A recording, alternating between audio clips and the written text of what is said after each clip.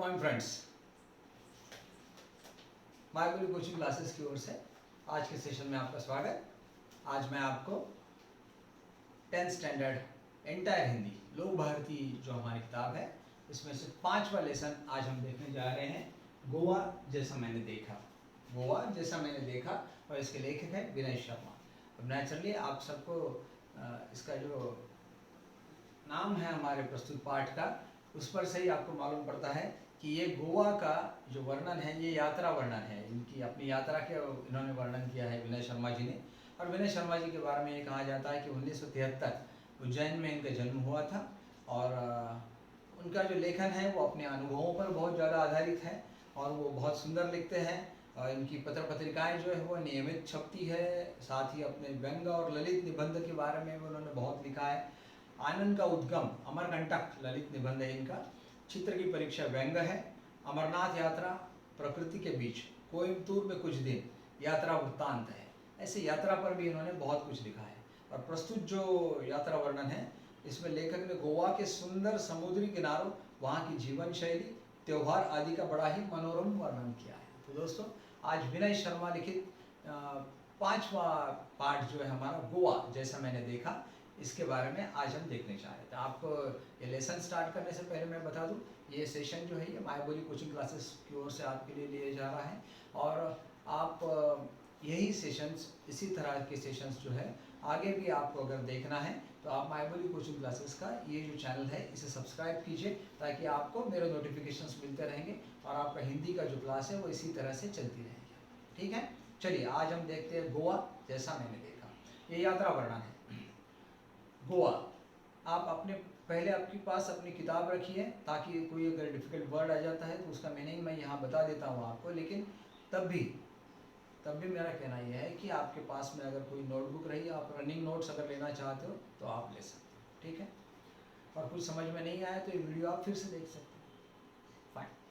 गोवा, यह नाम सुनते ही सभी का मन तरंगायित हो जाता है। तरंगायित हो जाता है मतलब गोवा के बारे में सोचते हैं तो जैसे ही ऐसे सोचते हैं कि आहा, फिर से वहाँ के समंदर के किनारे, वहाँ की सुंदर हवा, बाकी वहाँ के होटलें, इन सब के बारे में तुरंत हम लोग सोचने पर विवश हो जाते हैं। इसलिए हमारा मन जो है वो तरंगायित हो जाता है, मतलब यूँ तरह से इस तरह से बहने लगता है हवा की तरह। और हो भी न क्यों, यहाँ की प्रकृति, आबो हवा और जीवन शैली का आकर्षण ही ऐसा है कि पर्यटक खुद ब खुद यहाँ खींचे चले आते हैं। आबो हवा का मतलब है यहाँ की हवा जो है वो बहुत ही, जिसको हम कहेंगे कि बहुत ही सुंदर, अलग ही प्रकार का वातावरण गोवा में आपको मिलता है। इसलिए पर्यटक जो है वो खुद ब खुद खींचे चले आते हैं, मतलब वो खुद ही गोवा चले आते हैं। देश के एक कोने में स्थित होने के बावजूद यह छोटा सा राज्य प्रत्येक पर्यटक के दिल की धड़कन है। हर किसी की इच्छा होती है कि एक बार तो गोवा चले ही जाएंगे। यही कारण है कि मैं भी अपने परिवार के साथ इंदौर से गोवा जा पहुंचा। लेखक कहाँ रहते थे? इंदौर। अब इंदौर से वो गोवा गए, एक बार तो उनकी इच्छा। खंडवा से महू मेरे साधु साहब भी सह परिवार हमारे साथ शामिल हो गए। खंडवा से ट्रेन में इनके साधु साहब जो थे वो भी इनके साथ ज्वाइन हो गए। 23 नवंबर को जब गोवा एक्सप्रेस मडगांव रुकी, मडगांव ये गोवा में का गांव है, तो सुबह का उजास हो गया था। उजास का मतलब है सुबह का उजाला हो गया था।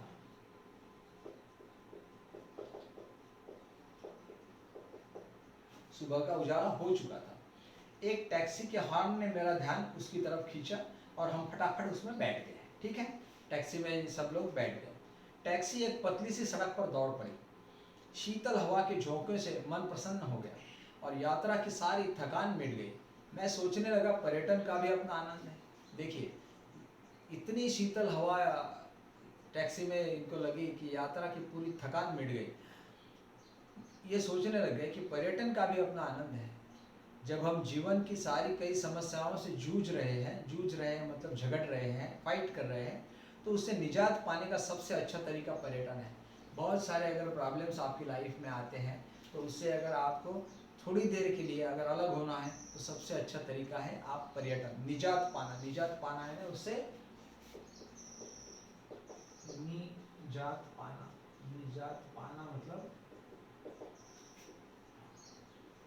उससे छुटकारा पाना।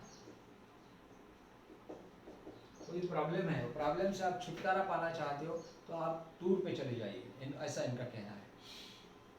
बदले हुए वातावरण के कारण मन तरोताज़ा हो जाता है, शरीर को कुछ समय के लिए विश्रांत मिल जाता है और हम लोग फिर से कोई भी समस्या से जूझने के लिए फिर से तैयार हो जाते हैं।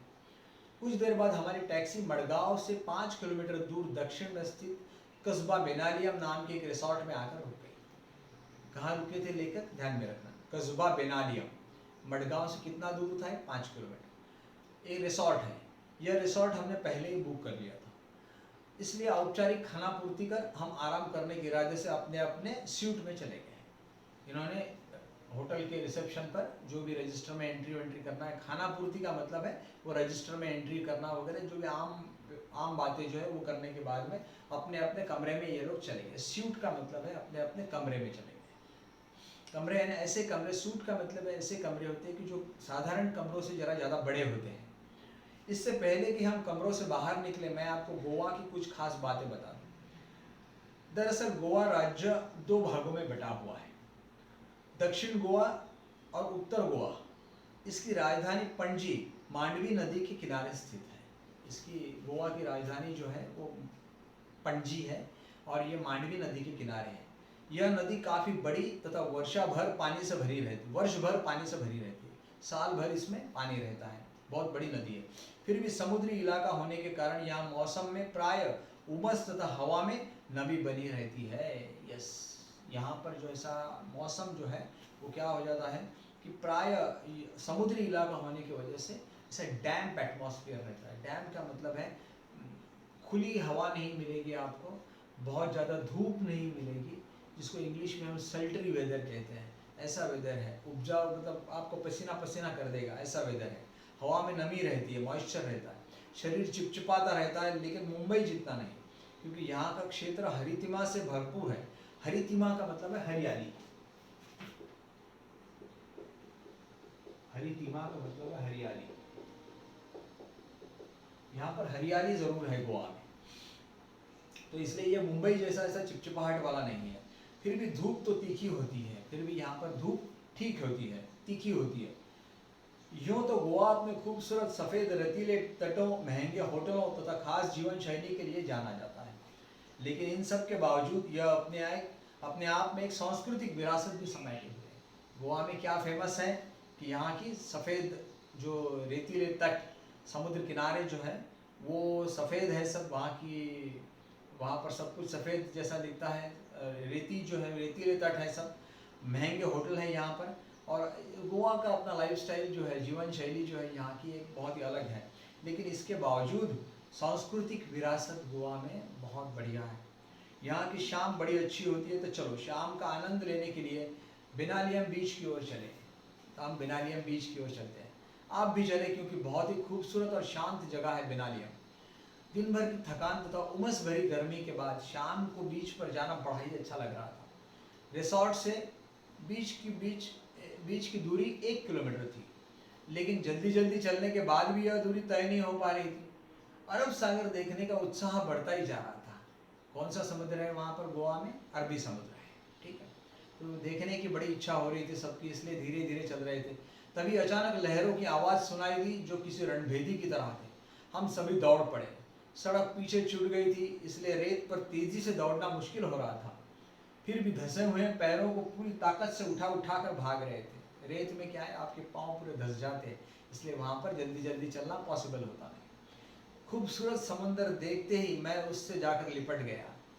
इतना सुंदर समंदर देखने के बाद में उससे लिपट गया, ऐसा कहते हैं लेखक। मतलब इसका मतलब है बस वो पानी में चले गए।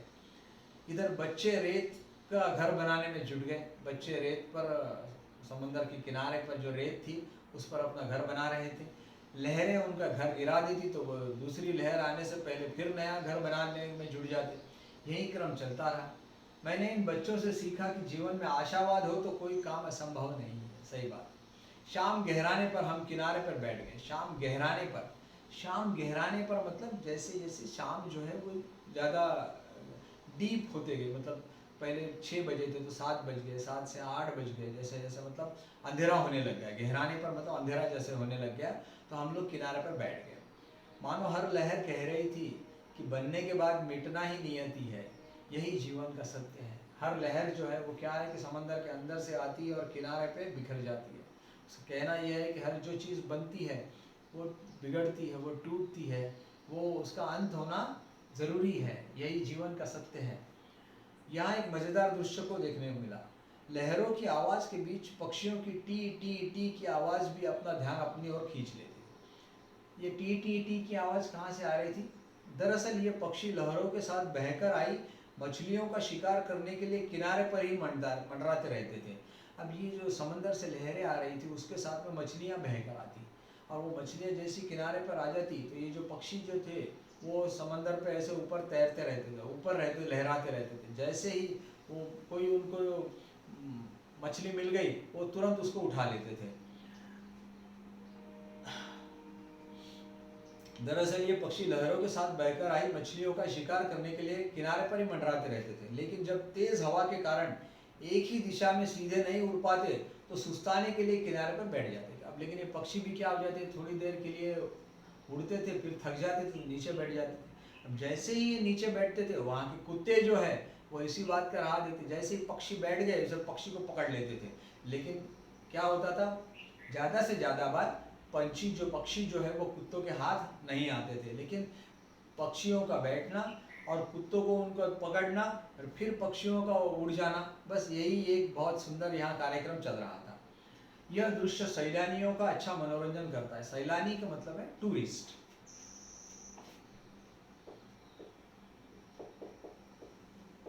सैलानी मतलब जिसको हम टूरिस्ट लोग बोलते हैं।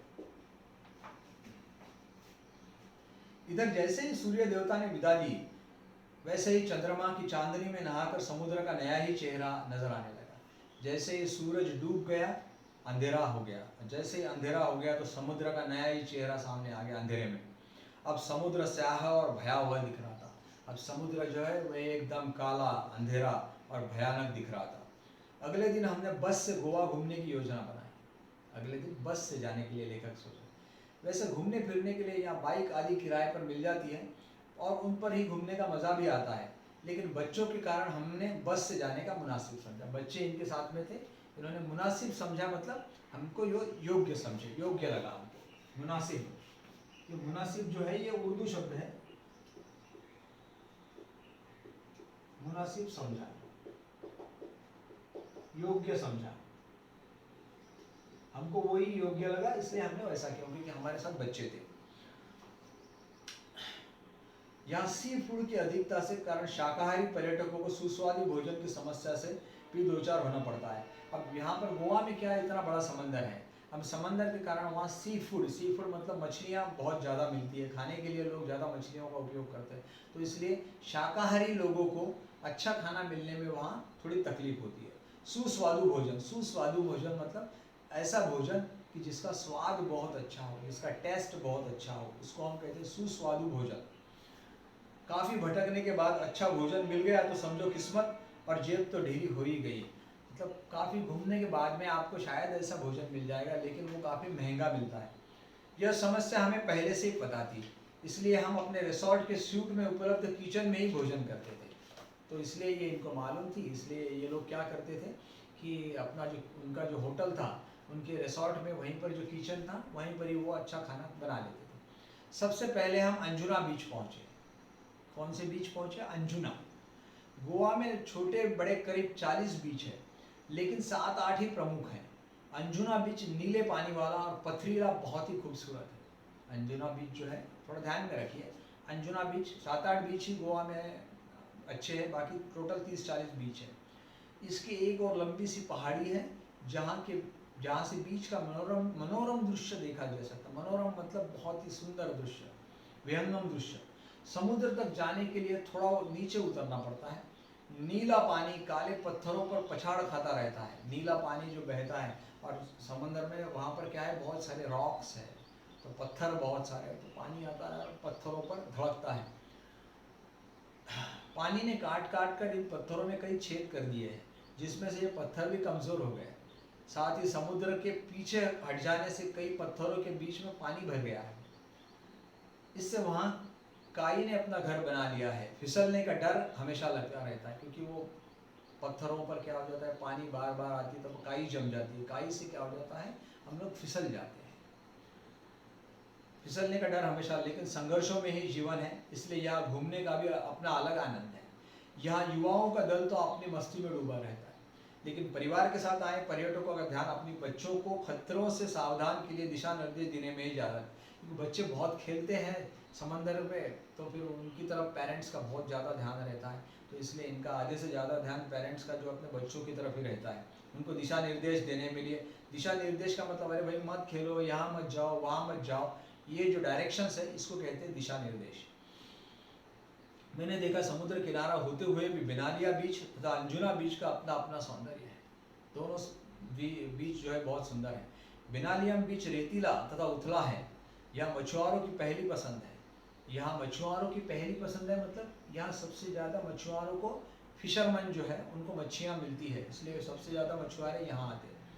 यहाँ सुबह सुबह बड़ी मात्रा में मछलियाँ पकड़ी जाती हैं, लेकिन मज़े की बात यह है कि इतनी सारी मछलियाँ स्थानीय बाज़ारों में ही बेची जाती है। मतलब इतनी सारी मछलियाँ मिलती है, लेकिन वो सब के सब खप जाती है। यहाँ का जो लोकल मार्केट है उसी में सब खप जाती है, इसका निर्यात बिल्कुल भी नहीं होता है। इसके विपरीत अंजुना बीच गहरा और नीले पानी वाला है, यह बॉलीवुड की पहली पसंद है। यहाँ कई हिट फिल्मों की शूटिंग हो चुकी है, पिक्चरों की बहुत सारी शूटिंग हो चुकी है। दोनों बीच व्यावसायिक है, पर मूल अंतर व्यवसाय की प्रकृति का है। इसके बाद हम लोग दिन भर पणजी शहर देखते रहे, इसके बाद में तो ये सभी लोग पणजी शहर देखने के लिए घूम फिर कर शाम को हम कलिंगुड बीच पहुँचे। शाम को कलिंगवुड, ये तीसरा बीच है जहाँ पर ये पहुँचे। यह काफ़ी रेतीला और गोवा का सबसे लंबा बीच है, जो 3 से 4 किलोमीटर तक फैला है। कलिंगवुड बीच, यहाँ पर्यटक बड़ी संख्या में आते हैं। यही कारण है कि यह स्थानीय लोगों के व्यवसाय का भी केंद्र है। व्यवसाय का भी केंद्र मतलब यहाँ स्थानीय लोग जो है, लोकल लोग हैं, वो यहाँ पर बहुत सारे व्यवसाय करते हैं, क्योंकि बहुत सारे टूरिस्ट आते हैं। टूरिस्ट आते हैं तो नेचुरली पैसा मिलता है। यहाँ कई प्रकार के वाटर स्पोर्ट्स हैं, जिनमें कुछ तो बहुत हैरत अंगेज है। हैरत अंगेज का मतलब है बहुत आश्चर्यजनक है, जिन्हें देखने में ही आनंद आता है। आप भी अपनी रुचि के अनुसार अपना हाथ आजमा सकते हो। अपना हाथ आजमाना मतलब जिसको जिसमें इंटरेस्ट है वो अपना अपना उस खेल में पार्टिसिपेट कर सकता है। मैंने कई खेलों में हिस्सा लिया, लेकिन सबसे अधिक रोमांच पैराग्लाइडिंग में ही आया। काफ़ी ऊंचाई से अथाह जलराशि को देखना बड़ा विस्मयकारी है। पैराग्लाइडिंग का मतलब है कि आपको एक पैराशूट के सहारे बांध दिया जाता है और समंदर में नाव जो है वो दूर तक चलती है, तो आपको अथाह जो पानी है समंदर, वो बहुत ऊपर से देखने में बहुत मज़ा आता है, जिसको पैराग्लाइडिंग कहते हैं। काफ़ी ऊंचाई से अथाह जलराशि को देखना जितना विस्मयकारी था उतना भयावह भी था, वो डर भी लगता है उनका। दूर दूर तक पानी ही पानी, तेज़ हवा और रस्सियों के साथ हवा में लटके हम यानी मैं और मेरी पत्नी दोनों डरे भी थे और खुश भी हो रहे थे। डर इस बात का कि अगर छूट गए तो समझो गए, खुशी इस बात की कि ऐसा रोमांचक दृश्य पहली बार देखा। सचमुच अद्भुत, बहुत ही सुंदर है। वो जब ऊपर आप हवा में रहते हो तो नीचे समंदर इतना दिखता है आपको, ऐसे में लेखक को लगा कि अगर गिर गए तो गए काम से, लेकिन अगर देखा बच गए तो इससे सुंदर तो दृश्य और कोई हो ही नहीं सकता। हम यहाँ 4-6 दिन रहे, लेकिन हमारी एक ही दिनचर्या रही। सुबह जल्दी उठना, फटाफट नाश्ता करना और दिन भर घूम फिर कर थक कर शाम को रिसोर्ट आकर थकान मिटाने के लिए पूल में तैरना।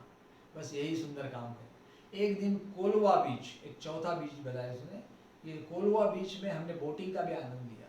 यहाँ हमने डॉल्फिन मछलियाँ देखी, हालांकि ये छोटी थी पर बच्चों ने अच्छा आनंद लिया।